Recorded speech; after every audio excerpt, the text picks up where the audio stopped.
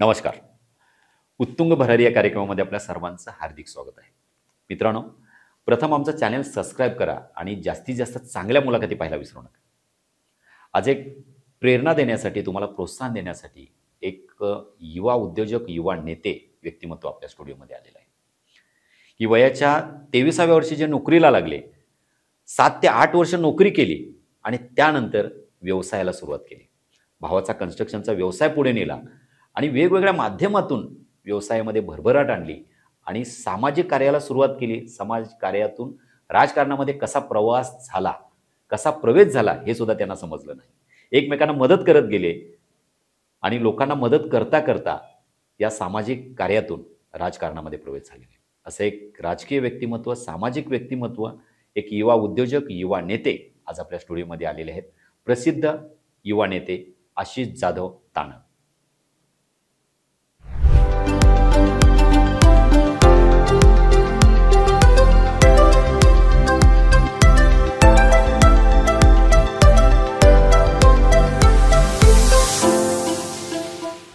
नमस्कार आशिष. नमस्ते सर. आशिष, आज एक तुझं नाव आहे आणि एक तरुणांना प्रेरणा देण्यासारखं व्यक्तिमत्व. म्हणजे वयाच्या 32व्या वर्षी खूप सारा अनुभव पाठीशी असणार, कारण 8 वर्ष प्रायव्हेट नोकरी केली, नोकरीमध्ये भरपूर शिकलास, त्यातून स्वतःचा व्यवसाय सुरू केलास, व्यवसायामध्ये सुद्धा अतिशय चांगली प्रगती केली. समाजामध्ये सुद्धा एक मोठं नाव आहे आणि समाजकारणातून राजकारणामध्ये सुद्धा प्रवास सुरू झालेला आहे. नक्कीच या प्रवासाला आमच्या उत्तुंग भरारी टीमकडून आम्ही हार्दिक शुभेच्छा देतो. तर मुलाखतीला आपण सुरुवात करूया. कौटुंबिक पार्श्वभूमी काय सांगशील? सर, सर्वप्रथम आपलं मी आभारी आहे, कारण आपण उत्तुंग भरारी आपल्या सुंदर अशा कार्यक्रमामध्ये मला आमंत्रित केलं आणि आज हे व्यासपीठ तुम्ही मला उपलब्ध करून दिलं, त्याबद्दल मी आपल्या सर्व टीमचा आणि तुमचा मी मनापासून आभारी आहे सर. कौटुंबिक पार्श्वभूमी जर सांगायची म्हणले तर सर, माझे आई वडील शेतकरी. अच्छा. माझी आई गृहिणी आहे पहिल्यापासूनच आणि वडील आमचे शेतकरी कुटुंबात. आमचं शेती 30 गुंठे जमीन आमची, अगदी कमी शेती आहे. अच्छा. पण ही शेती करत असताना वडिलांना भरपूर अडचणी यायच्या, कारण 30 गुंठे जमीनमध्ये पिकवायचं किती पिकवायचं ते सुद्धा कोरडवाहू आणि नेमकं काय, आणि कोरडवाहू जमीन, त्याच्यानंतर ती बागायतमध्ये निसर्ग. येस. या सर्व गोष्टी करत असताना आई वडिलांना वाटायचं की हे सर्व कुठेतरी आपल्या मुलांच्या भविष्यासाठी कुठेतरी कमी पडतंय, काहीतरी केलं पाहिजे. आणि त्यांनी जे कष्ट केलं, त्या कष्टाचं फळ म्हणून त्यांनी ज्या कष्टातून आम्हाला शिकवलं, त्याचं एक फळ म्हणून आज आम्ही 2 भावंड आज इंजिनियर आहोत. माझा एक छोटा भाऊ आहे रावसाहेब जाधव, तो आज कन्स्ट्रक्शन व्यवसायामध्ये यशस्वी उद्योजक म्हणून तो सुद्धा आज गणला जातो. त्याचं नाव, आमचं बंधूचं नाव रावसाहेब जाधव. अच्छा. रावसाहेब आणि आशिष. येस, रावसाहेब. आशिष, मला एक सांग की मग नेमकं तुझं शिक्षण कितीपर्यंत झालं? सर, माझं शिक्षण हे BE मेकॅनिकल आहोत मी आहे. सुरुवातीला सर शिक्षणाबद्दल सांगायचं म्हटलं तर 10वी नंतर, 10वीपर्यंत एवढा पैसा लागत नव्हता, पण त्याच्यानंतर पैशाअभावी मला इंजिनियर होता आलं नाही. त्यामुळे सुरुवातीला मी इंजिनिअरिंगचं ॲडमिशन नाही घेतलं, तर मी ITI ला गेलो. मी गव्हर्नमेंट ITI मध्ये सांगलीला शिक्षण घेतलं. 1 वर्षाचं डिझेल मेकॅनिकल हा कोर्स मी पूर्ण केला. त्याच्यानंतर वडील म्हणले की थोडीफार पैशाची जोडणा झालेली आहे आणि आपण आता तुझं स्वप्न जे आहे ते करू शकतोस पूर्ण. पण मी डिप्लोमाला ॲडमिशन घेतलं आणि डिप्लोमा केल्यानंतर थोडीशी नोकरी केली 1 वर्षभर, आणि नंतर मी डिग्री पूर्ण केली आणि मी इंजिनिअरिंगची पूर्ण पदवी पूर्ण केली आणि त्याच्यानंतर नोकरीमध्ये उतरलो सर. अच्छा. सो अशा रीतीनं माझा प्रवास शिक्षणाचा पूर्ण झाला. आज मी BE मेकॅनिकल म्हणून एक नोकरी पण केली, आज व्यवसायात पण आहे. आशिष, मला सांग, पण असं काय ठरवलं होतं काही की लहानपणी की बाबा आपल्याला इंजिनियरच व्हायचं आहे, का बाबांच्या इच्छेखातर झालास? नाही, आता काय आहे की सर, बरेच जण सांगतात की मी लहानपणी माझं हे ध्येय होतं, माझं हे स्वप्न होतं, मला हे व्हायचं होतं, ते व्हायचं होतं. पण तसं बघायला गेलं तर मी शेतकरी कुटुंबात वाढत होतो, त्याच्यामुळे माझ्या पुढं अशी काही स्वप्न जास्त नव्हती. मला फक्त माझं स्वप्न एवढंच होतं की जे माझ्या आई वडिलांच्या हाताला कष्ट आहे ते कुठेतरी कमी केलं पाहिजे, आणि हे शिक्षणानेच कमी होणार आहे, अदरवाईज हे कमी होणार नाही. आणि त्यावेळेला एक क्रेज होती सर, 2007-08ची जर गोष्ट बघायला गेली तर एक क्रेज होती की इंजिनियर, वकील, डॉक्टर ही नावं मोठी गणली जायची. शुअर. सो वकील आणि डॉक्टर हे व्हायचं म्हणलं तर थोडंसं वकिलीकडं माझा जोर नव्हता, आणि डॉक्टर व्हायचं म्हणलं तर पैसा भरपूर लागणार होता. मग मी त्याच्यामध्ये एक मार्क काढला की आई वडिलांची इच्छा होती की बाबा इंजिनियर झाला तर बरं होईल, की नाव पण होईल, आणि म्हणून मग मी इंजिनियर व्हायचं ठरवलं. आणि आई वडिलांनी जे काही कष्ट करून आम्हाला दिलं त्या माध्यमातून सर आम्ही आज दोन्ही भावंड आम्ही इंजिनियर, आणि दोघांची आमची स्वप्न इंजिनियर व्हायचं ठरवलं, आम्ही दोघंही आम्ही इंजिनियर झालो सर. खूप छान. क्या बात आहे. आई बाबांना नक्कीच खूप मोठा आनंद झाला असेल हा. हो हो हो नक्की. बरं, मग तू प्रायव्हेट जॉब कुठे कुठे केलास? सर सुरुवातीला मी पुण्यामध्ये अल्ट्रा इंजिनियर्समध्ये नोकरी केली. सुरुवातीचे एक 6 महिने ते 1 वर्षभर, जी आपल्या अविनाश भोसलेंची कंपनी आहे. आदरणीय अविनाश भोसले साहेब, तुम्हाला सर्वांना माहिती आहे, कन्स्ट्रक्शन उद्योगामध्ये ते प्रख्यात कन्स्ट्रक्शन व्यावसायिक आहेतच पुण्यामध्ये.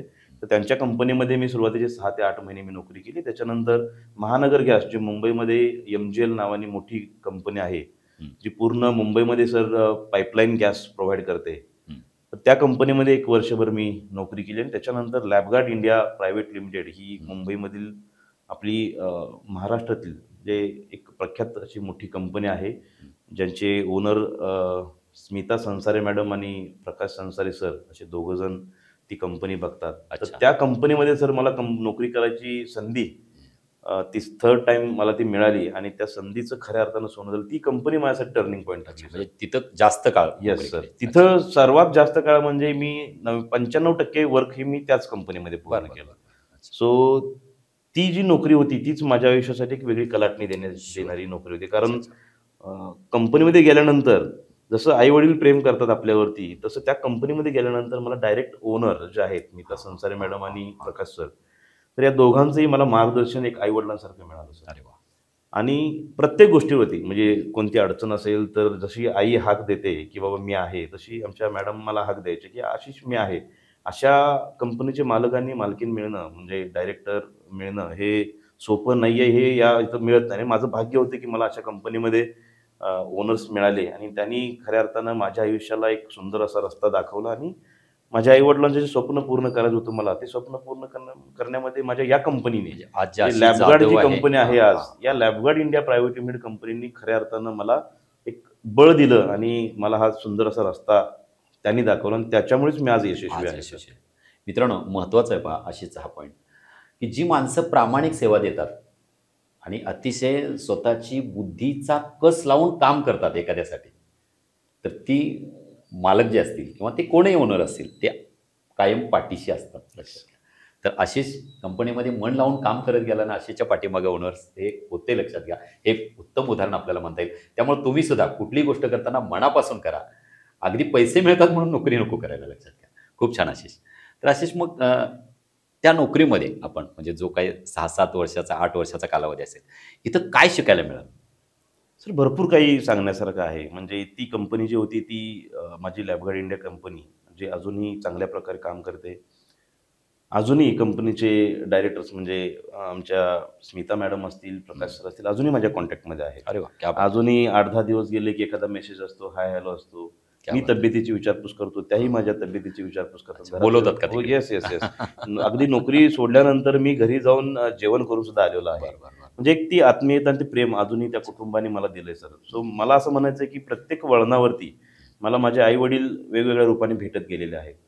तर ही या कंपनीमध्ये शिकत असताना बऱ्याच गोष्टी, ही कंपनी काम करते ती फ्युमूड आणि फर्निचर्सवरती सेपरेटली म्हणजे स्पेशली काम करते. अच्छा. जी फार्मास्युटिकल कंपनीमध्ये प्रोटेक्ट टू सायंटिस्ट ही जी काही कन्सेप्ट आहे, म्हणजे सायंटिस्ट लोक जी काही आपली रिॲक्शन्स घेत असतात टेबलवरती असेल किंवा कोणत्याही ठिकाणी, तर त्या ज्या काही हजार्ड फ्युम्स जनरेट होतात, गॅसेस बाहेर पडतात ते रिॲक्शन करत असताना, तर त्या इनहेल होतात मानवी शरीरामध्ये, आणि ते एक स्लो पॉयझनस म्हणलं तरी काही हरकत नाही. अच्छा. आणि ते पुढे जाऊन आयुष्यामध्ये रोग बळावतात.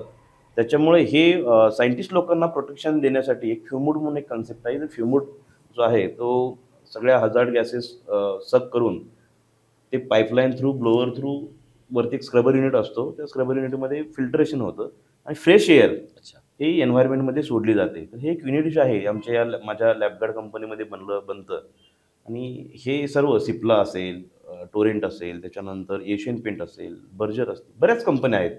अशा सर्व कंपनीमध्ये मला जायची संधी या कंपनीमार्फत मिळायची. अगदी ॲब्रॉड म्हणजे श्रीलंकेमध्ये सुद्धा मला जायला मिळालं माझ्या याच कंपनीमुळे. कंपनीने विश्वास दाखवला आणि तिकडचे प्रोजेक्ट मी अगदी यशस्वी, तिकडचे सुद्धा प्रोजेक्ट मी पूर्ण केले. आशिष, खूप छान. आता प्रेक्षक ही मुलाखत बघतायत. आता प्रेक्षकांना असंही वाटेल की एवढी म्हणजे ओनर पाठीमागे होते, पगारही चांगला गलेलट्ट मिळत होता, एवढा रिस्पेक्ट मिळत होता, मग नोकरी सोडण्याचं कारण काय? सर काय आहे की सुरुवातीपासूनच असं वाटायचं की आई वडिलांनी कष्ट केलेलं आहे, आपल्याला शिकवलेलं आहे. अच्छा. आणि शिक्षण घेत असताना बऱ्याच गोष्टींची कमतरता आम्हाला भासत होती, पण आई वडिलांनी आम्हाला ती कमतरता भासू दिली नाही, पण ती दिसत होती आम्हाला. पण आई वडिलांचं कष्ट त्याच्या पाठीमागे भरपूर होते. अगदी शेतात आई कामाला जाणं, वडील सेंटरिंगच्या कामाला जाणं, या सगळ्या गोष्टी आम्ही डोळ्याने बघत होतो. सो पगार चांगला होता, प्रेम खूप छान असं माझ्या कंपनीतून मिळत होतं, सपोर्ट स्टाफ आमच्या कंपनीतला खूप चांगला होता. या सगळ्या गोष्टी करताना सर नोकरी सोडू वाटत नव्हती मला. म्हणजे नोकरी जवळपास 7 ते 8 वर्ष मी नोकरी केल्यानंतर लास्टची 2 वर्ष मी कधी सोडायची नोकरी या विचारात मी होतो. पण सोडायची इच्छा होत नव्हती सर. कारण पाठीमागे मला जो सपोर्ट स्टाफ आणि आमचे ओनर्स होते त्यांचं प्रेम मला म्हणजे भावत होतं किंवा काय करायचं. पण अगदी इकडे माझा छोटा भाऊ व्यवसायामध्ये सर्व व्यवसाय माझा वरती घेऊन येत होता आणि त्या घेत असताना माझाही त्याला फोनवरून सपोर्ट असायचा. अगदी सुट्टी दिवशी मी येऊन थोडंसं काम बघून जायचो. पण एक दिवस अशी वेळ आली की प्रोजेक्ट मोठे मिळाले आणि ज्यावेळेला करोडोंमध्ये कंपनी माझी गेली त्यावेळेला मलाही असं वाटत होतं की छोट्या भावाला हातभार लावला पाहिजे, सपोर्ट आपला पाहिजेच, इथं येऊन पाहिजे. घरातल्या व्यवसायामध्ये आम्ही ग्रॅज्युएट इंजिनियर आहेत, तर ते सगळे आम्ही घेतोय. आपण रिक्रूट करून इंजिनियर आपल्याकडे घेतोय आणि आपण एका दुसऱ्या कंपनीमध्ये आपण काम करतोय हे सुद्धा वाटत. पण त्या प्रेमापोटी मला ती सोडता येत नव्हती कंपनीचं. पण एक वेळ अशी आली की आता जावं लागेल आणि जिथं मी व्यवसाय करतोय हे माझ्या एका कुटुंबापुरतं होतं सर. ते मला असं वाटत होतं की माझ्या हातून एक 4 कुटुंब घडावीत, माझ्या हातून ही 4 कुटुंबांना काहीतरी मदत व्हावी. आणि तो हेतू घेऊन खऱ्या अर्थानं मी गावी आलो नोकरी सोडून आणि माझ्या व्यवसायामध्ये साथ दिली मी. आणि आज व्यवसायाच्या माध्यमातून सर मी जवळपास एक 25 ते 30 कुटुंबांना सुरुवातीला आल्यानंतर मी बळ देत गेलो. कारण नोकरीला मुलं आली त्याच्यानंतर ते कुटुंब स्वतःच्या पायावरती म्हणजे चांगलं उभा राहिली. म्हणजे अशा बऱ्याच गोष्टी आहेत की व्यवसायाच्या माध्यमातून मी समाजकारणात हळूहळू पडलो सर. आणि मला त्या कुटुंबाचं जे समाधान होतं ते म्हणजे जे पाहायला मिळालं त्याचा एक आनंद वेगळा आहे. बरोबर. मित्रांनो, इंजिनियर्स म्हटलं की पहिल्यांदा बेंगलोर किंवा पुणे या ठिकाणी अनेक इंजिनियर्स नोकरीला जातात आणि अगदी ऐसपैस अगदी आनंदात चैनीमध्ये जगतात. पण ते किती जरी गलेलट्ट पगार असेल तुम्हाला तर तो तुमच्या कुटुंबियांपुरता असतो, वैयक्तिक असतो, लक्षात घ्या. पण अशीच एक मोठं उदाहरण आपल्याला म्हणता येईल. कारण इतरांसाठी झटलं पाहिजे, आपण अनेक कुटुंबांना बळ दिलं पाहिजे आणि कुटुंब जगवली पाहिजेत, हा खूप स्तुत्य हेतू घेऊन त्यानं स्वतःचा व्यवसाय करण्याचं ठरवलं आणि आज 25 कुटुंब या व्यवसायामध्ये जगतायत. हे खूप मोठी कौतुकास्पद बाब आहे, खूप छान अशी. तर नेमकं या व्यवसायामध्ये आल्यानंतर आता वेगवेगळ्या पद्धतीनं ही आपली भरभराट नक्कीच सुरू झाली. तर इथं आल्यानंतर कुठल्या पद्धतीनं भावाला सपोर्ट कशा प्रकारे केला? काय की भाऊ माझा सिव्हिल इंजिनियर आहे. सो कन्स्ट्रक्शनचा व्यवसाय आमच्या छोट्या बंधूचा. तो व्यवसाय करत असताना टेक्निकल साईटवरती जाणं, टेक्निकल फील्ड सांभाळणं हे म्हणजे कौशल्याची आणि मोठी गोष्ट होती. तर त्या करत असताना काही कमर्शियल गोष्टी असतात, काही कोऑर्डिनेशनच्या गोष्टी असतात, काही मॅनेजमेंटच्या गोष्टी असतात. या सर्व गोष्टी करत त्या टेक्निकल गोष्टी सांभाळणं सर तसं खूप म्हणजे मुश्किल असतं. आणि त्याचा त्रास त्याला होत होता की ऑफिसच्या गोष्टी बघणं, पुन्हा साईटवरती जाणं. त्याच्यानंतर मी इथं आल्यानंतर मी या बाकीच्या जो पाठिंबाच्या गोष्टी होत्या, कमर्शियल असतील, मॅनेजमेंटच्या असतील, कोऑर्डिनेशनच्या असतील, ते थोडक्यात साईट मॅनेजमेंटच्या आहेत, ते मी ऑफिसमध्ये येऊन ते करायला लागलो. आणि माझ्या बंधूला एक वेगळा रस्ता म्हणजे फक्त टेक्निकलच सांभाळायचं जे काम आहे ते त्याला मिळाल्यामुळं टेक्निकल आमचं जी ग्रोथ आहे ती फास्ट व्हायला लागली.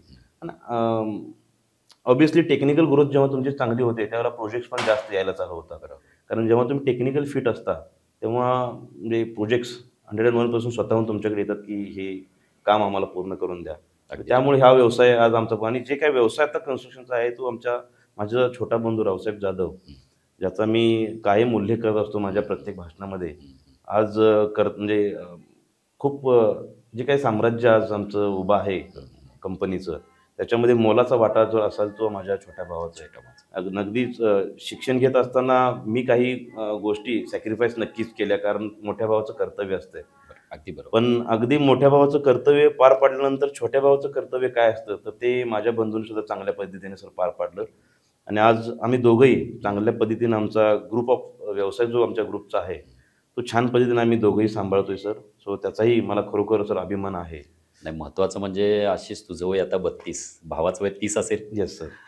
बघा, म्हणजे 30 आणि 32 वर्षाचा युवक एवढ्या कमी वयात सक्सेस होतात आणि लोकांना मोटिवेशन देतात, समाजापुढे एक आदर्श निर्माण करतात. किती मोठी बाब आहे पाहा, लक्षात घ्या. खूप छान आशिष. तर आता हे नेमका व्यवसाय सुरू असताना, एवढा मोठा व्याप सांभाळत असताना नेमकं समाजकारणात कसं आलात, किंवा समाजकारणाला वेळ तरी कसा मिळाला? प्रश्न अगदी सर सुंदर आहे. तसं सांगायचं म्हणलं तर व्यवसाय करत असताना मी आता थोड्या वेळापूर्वी सांगितलं की मी मॅनेजमेंट सगळं बघतो. अच्छा. तर सकाळी 1-2 तास आणि संध्याकाळी 1-2 तास मॅनेजमेंट ॲक्च्युली टाईट असतं थोडंसं. रिपोर्टिंग असतात, बरोबर. काही हो, हो, गोष्टीचं मॅनेजमेंट सकाळी करावं लागतं. दुपारचा एक 2-3 तासाचा वेळ, दुपारी मिळू शकतो. जेवणानंतर 1-2 तास आणि अगोदर 1-2 तास, असे 2-3 तासाचा वेळ मला जो मिळायचा, त्या वेळेमध्ये सर मी गावचा विचार करायला लागलो. अच्छा. की माझ्या गावामध्ये, माझं गाव तानंग सर, माझ्या तानंग गावामध्ये काही गोष्टींची कमी आहे. अच्छा. अगदी बघायला गेलं तर शाळा सुंदर व्हायला पाहिजे. ज्या काळी माझी शाळा, आम्ही ज्यावेळेला शिकत होतो त्यावेळेला शाळा खूप सुंदर वाटायची सर. पण आता थोडीशी मोकळी मोकळी वाटते, कारण युग बदललेलं आहे. जग आज डिजिटलायझेशनकडे चाललंय सर, आणि त्या गोष्टी माझ्या शाळेमध्ये थोड्याशा कमी होत्या. सो मी शिक्षण क्षेत्रामध्ये लक्ष घातलं आणि मी शिक्षण क्षेत्रामध्ये काम करत असताना प्रत्येक गोष्टीचं, म्हणजे शिक्षकांनी मला काय सांगितलं ते मी पूर्ण करायचा प्रयत्न केला. त्याच्या मुलांनी काय सांगितलं ते प्रयत्न केला मी त्यांचं स्वप्न पूर्ण करण्याचा. काही आईवडील माझ्याकडे यायचे की आमच्या मुलाला इंजिनिअरिंगला ॲडमिशन घ्यायचं आहे, आमच्या मुलाला इकडे जायचं आहे, आमच्या मुलाला तिकडे जायचं आहे, तुम्ही यशस्वी झाला तर थोडंसं मार्गदर्शन द्या. ते मार्गदर्शन देत होतो, पण त्यांना काही गोष्टींची मदतही आम्ही केली. आणि या गोष्टी सर्व करत असताना समाजातून एक अपेक्षा थोड्याशा वाढत गेल्या सर, की अप्रत्यक्ष हे सामाजिक काम येस, सुरू येस, झालं. सुरू झालं. आणि ते कधी झालं सुरू हे आपल्याला माहिती नाही. मलाही कळालं नाही ते अगदी, अगदी. त्या ओघामध्ये होत ओघामध्ये गेलं सर. होत. कारण मला एकच आहे की माझ्याकडे जर एखादी व्यक्ती सर आली सामाजिक काही काम घेऊन, तर मला सर पहिला मला माझे आई वडील त्या व्यक्तीमध्ये दिसतात. कारण माझे आई वडील सुद्धा माझ्यासाठी किंवा माझ्या बंधूसाठी शिक्षणाच्या वेळेला नक्कीच कोणापुढे तरी गेलेले आहेत मदतीसाठी. आणि मला ते नक्की ज्यावेळेला कोणी समोर येतं आणि म्हणतं की मला ह्या गोष्टीची अडचण आहे, त्यावेळेला मला माझे आई वडील दिसतात की माझे आई वडील त्यावेळेला अशीच अडचणीत गेलेले असणार आहेत. त्यामुळे मला ते तोंडातून माझ्या नाही हा शब्द येत नाही सर. त्याच्यामुळे काय होतं की त्यांच्या अडचणी समजून घेणं आणि काहीतरी पर्याय काढणं आणि माझ्याकडून फुलाची पाकळी जे काही मदत मला करता येईल ती मदत मी करत गेलो. आणि ते लोकांनी सुद्धा ते एवढं छान वाटायचं, लोकांनी त्याचा प्रसार करत गेले की ही व्यक्ती आहे अशी काहीतरी मदत आणि करतोय. हा म्हणजे सुंदर मार्गदर्शनही देतो आणि चांगला मार्ग दाखवून थोडीशी मदतही आपल्याला चांगली करतो. आणि लोकांच्या अपेक्षा वाढत गेल्या. मी शिक्षण क्षेत्रामध्ये काम करताना सर सर्व गोष्टी डिजिटलायझेशन जे लागणारे टीव्ही असतील किंवा कम्प्युटर्स असतील, वह्या असतील, पुस्तकं असतील, अगदी मुलं दत्तक घेण्यापर्यंतचा माझा जो प्रयत्न आहे तो यशस्वीरित्या हे पार पडत आलो. खूप छान. आणि लोकांच्या अपेक्षा एवढ्या वाढत गेल्या की शिक्षण क्षेत्र सोडून हॉस्पिटलच्या काही अडचणी असतील, कोणाच्या काही पोलीस स्टेशनच्या अडचणी असतील सर, त्या सर्वच यायला लागल्या. मग पोलीस स्टेशनच्या आणि हॉस्पिटलच्या अडचणी ज्यावेळेला यायला लागल्या त्यावेळेला मला असं वाटायला लागलं मी राजकारणात तर आलो नाही ना. बरोबर. कारण पोलीस स्टेशनच्या अडचणी शक्यतो राजकीय एखाद्या नेत्याकडे जातात. बरोबर. की मला हा प्रॉब्लेम आहे, माझी काही चूक नाही आहे सर, थोडंसं तुम्ही लक्ष घाला. मग ते हळूहळू सर ह्या गोष्टी करत असताना ऑटोमॅटिक ते थोडंसं राजकारणाचा ओघ लागला, सुरू झाला. लोकांच्या अपेक्षा वाढत गेल्या. लोकांनीच सांगितलं की राजकीय पाठबळ सर जर तुम्ही घेतलं आशिष दादा तर नक्कीच ह्या गोष्टी सुद्धा पूर्ण होतील. विदाऊट राजकीय पाठबळ सर आदरणीय डॉक्टर सुरेशभाऊ खडे आमच्या मिरज मतदारसंघाचे आमदार आहेत, त्यांच्या मार्गदर्शनाखाली नक्कीच सर्व गोष्टी असतील, हॉस्पिटलच्या असतील, पोलीस स्टेशनच्या असतील, चांगल्या गोष्टी सर्व आदरणीय भाऊंनी आम्हाला मार्गदर्शन केलं, त्यांनी मदत केली आणि त्याच्यामुळे त्या गोष्टी सगळ्या सुटत गेल्या. लोकांच्या अपेक्षा वाढत गेल्या आणि म्हणून हे समाजकारण करत करत सर मी राजकारणात सुद्धा माझा प्रवास चालू झाला.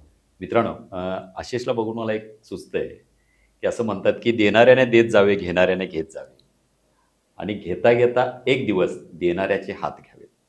बघा, जी लोक आशिषला मदत मागण्यासाठी आले त्या लोकांमध्ये आईबाप त्याला दिसले की कदाचित मी इंजिनियर झालो आणि माझ्यासाठी सुद्धा आईबाबांनी कुठेतरी अशीच मदत मागितली असेल. त्यामुळे तो त्यांना नाही म्हणला नाही, लक्षात घ्या. त्यांना चांगला मार्गही दाखवला आणि थोड्याफार प्रमाणामध्ये ज्या आपल्या ऐपतीप्रमाणे तो त्यांना मदत करत गेला. त्यामुळं जी माणसं शिकलेली आहेत त्यांनी नक्कीच हे मोटिवेशन घेतलं पाहिजे आणि आपणही इतरांना मदत केली पाहिजे. पुन्हा फुलाची पाकळी मदत करत राहा, पण दुसऱ्यांना काहीतरी देत राहा. खूप छान आशिष. तर या पद्धतीनं या राजकारणाला ही सुरुवात झाली. बरोबर. तर आता सामाजिक क्षेत्रामध्ये म्हणजे आता ही बरीच कामं आपण केलेली आहेत, सामाजिक कामं असतील किंवा राजकीय कामं. एक विशेष कामं काय केलीत आपल्याला काय सांगता येतील का? जेच आता जस्ट थोड्या वेळापूर्वी मी सांगितलं की शैक्षणिक क्षेत्रामध्ये माझी भरीव कामं माझी चालू आहेत, अजूनही चालू आहेत. हां. आणि सर जोपर्यंत श्वासात श्वास आहे माझ्या अच्छा. तोपर्यंत मी हे काम करत राहीन. कारण शिक्षण क्षेत्र हे असं आहे की ज्याने आम्हाला घडवलंय सर. कारण आज ज्या इथं बसून मी 2 गोष्टी गप्पा मारतोय किंवा समाजामध्ये जे काही आज स्थान माझ्या आई वडिलांना आम्हा भावंडांना मिळतंय ते या शिक्षणामुळेच आहे सर. आणि शिक्षणामुळे शिक्षण हे एकमेव अस्त्र आहे सर की वाघिणीचं दूध आहे हा थोडक्यात. ते तुम्हाला प्रत्येक अडचणीतून बाहेर काढताना संकटामध्ये रस्ता दाखवायचं काम जर करत नक्कीच. असेल, ते शिक्षण करते. 100% त्याच्यामुळे समाजकारण आणि राजकारण मला शक्यतो जास्त फोकसफुली या शिक्षण क्षेत्रामध्ये काम करायचं आहे. मी थोडक्यात सांगायचं म्हणलं तर प्रत्येक आई वडिलांचं स्वप्न हे आपल्या मुलांच्यात दडलेलं असतं सर. नक्कीच. म्हणजे माझ्या मला गाडी असावी, बंगला असावा, ही स्वप्न नंतरचे आहेत जे सर. मला करता आलं नाही हां. ते माझ्या मुलानं करावं. येस, प्रत्येक आई वडिलांना असं वाटतच असतं. भले ते आई वडील गरीब असोत किंवा श्रीमंत असोत, प्रत्येक आई वडिलांना वाटतं की माझा मुलगा मुलगी स्वतःच्या पायावरती शिक्षण घेऊन एक स्ट्रॉंग उभं राहावं, उभं राहावं. त्याची स्वतःची बाबा जडणघडण अशी व्हावी, चांगली स्वतःची की ओळख त्याला yes, निर्माण ओळख करावी. निर्माण करता आली पाहिजे. त्यामुळे ती स्वप्न पूर्ण करण्यासाठी जर ग्रामीण भागामध्ये काय लागतं किंवा शहरी भागात सुद्धा काय लागतं, शिक्षण. शिक्षणच लागतं. आणि याच गोष्टींचा कमतरता ग्रामीण भागामध्ये का पडते सर आता? कारण प्रत्येक जण आर्थिकदृष्ट्या स्ट्रॉंग आहे ही नाहीये जमेची बाजू. कारण सर्वजण शेतकरी कुटुंबातले असतात, प्रत्येकानं काही ना काही अडचणी असतात. आणि म्हणून मी ग्रामीण भागात काम करत असताना शिक्षण क्षेत्र हेच निवडलं. अगदी बरोबर. कारण मी अशाच कुटुंबात मला माहिती आहे की प्रश्न नेमके काय आहेत याची जाण मला आहे सर. अच्छा अच्छा. आणि म्हणून मी हे क्षेत्र निवडलं आणि हे क्षेत्रातच माझं जास्त म्हणजे काम आहे. आणि आता राजकारणात प्रवास चालूच झालायच. आदरणीय डॉक्टर सुरेशभाऊ खाडे आपल्या मिरज मतदारसंघाचे आमदार आहेत.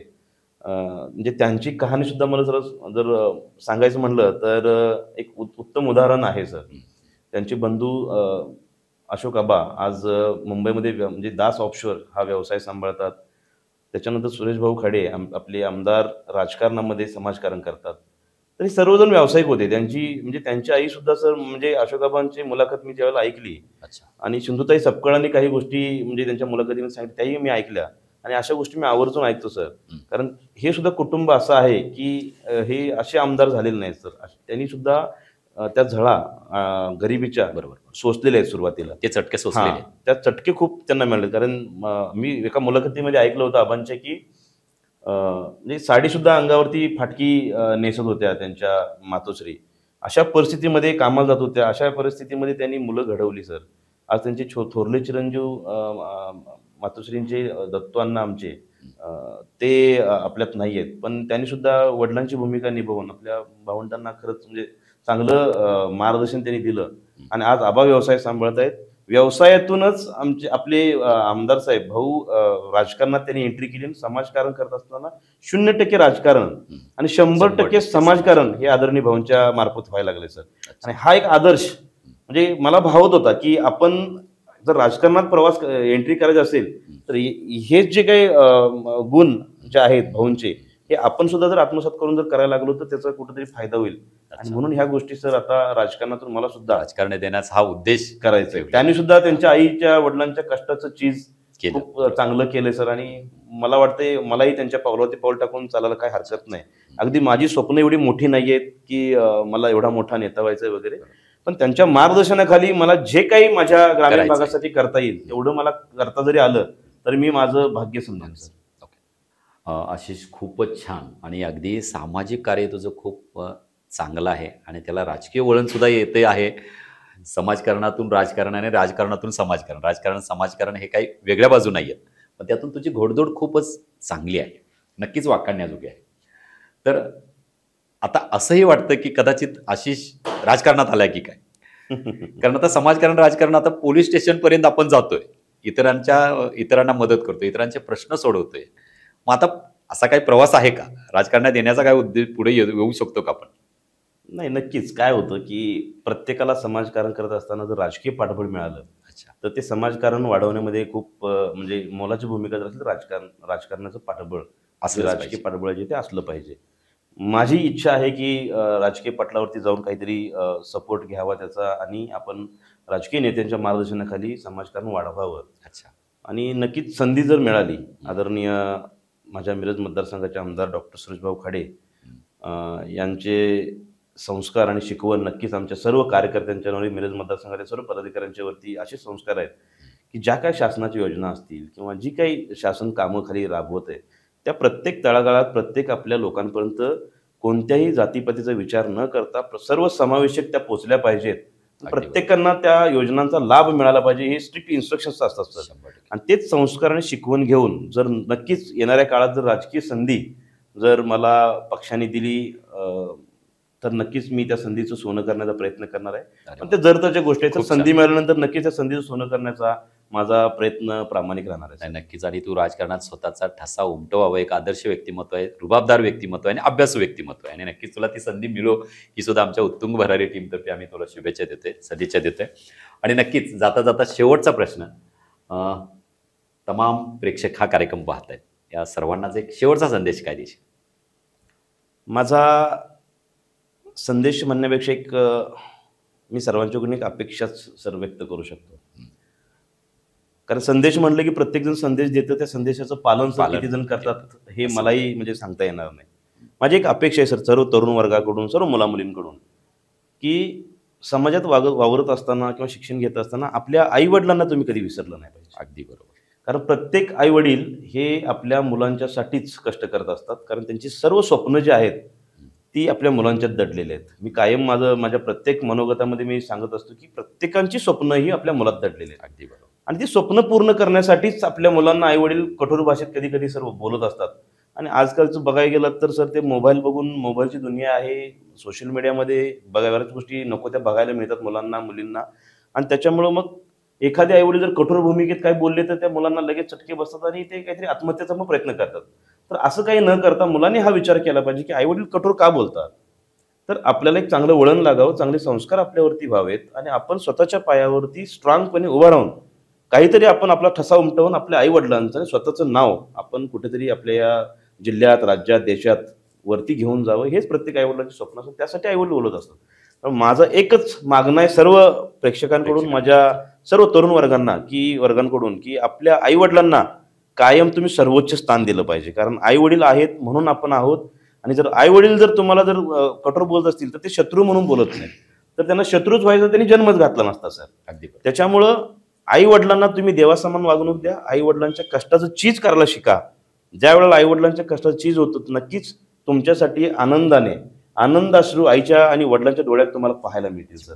त्यामुळे प्रत्येकानं प्रामाणिक प्रयत्न हे पहिला आपल्या आई वडिलांसाठी केले पाहिजे, एवढीच माझी सर्वांच्याकडनं अपेक्षा आहे. धन्यवाद. खूप छान आशिष. आणि महत्त्वाचं म्हणजे लक्षात घ्या की मुलगा कितीही मुलानं उत्तुंग शिखर गाठो, मुलगा आयुष्यामध्ये पूर्ण फेल हो किंवा पूर्ण पास हो, आईबापांचं प्रेम हे कधीही कमी होत नसतं. लक्षात घ्या, आईबाप हे आईबापच असतात. की असं म्हणतात की जगामध्ये प्रत्येक गोष्टीला कुठेतरी शिक्षा मिळत असते, कुठेतरी प्रेम मिळत असतं, कुठेतरी शिक्षा मिळत असते, पण एकमेव आईबाबा असे आहेत की जे सदैव तुमच्यावरती प्रेमच करत असतात. लक्षात. खूप छान. आणि आज आशिष युवा उद्योजक, एक युवा नेते, एक तडफदार असे उमेदवार, समाजकारणातून राजकारण करणारे, अशा पद्धतीचं एक व्यक्तिमत्व, आदर्श व्यक्तिमत्व तुमच्यासमोर आज इथं आपण आणलं. आणि नक्कीच आपणही देशासाठी, समाजासाठी काहीतरी करत राहिलं पाहिजे. या उत्तुंग भावनेतून, या उत्कट भावनेतून आशिष काहीतरी करतो आहे. आणि आमच्या सांगली मीडिया सर्व्हिसेसतर्फे आशिष तुझ्या पुढच्या सामाजिक कारकिर्दीला आणि राजकीय कारकिर्दीला खूप खूप शुभेच्छा, खूप खूप सदिच्छा. खूप खूप धन्यवाद सर.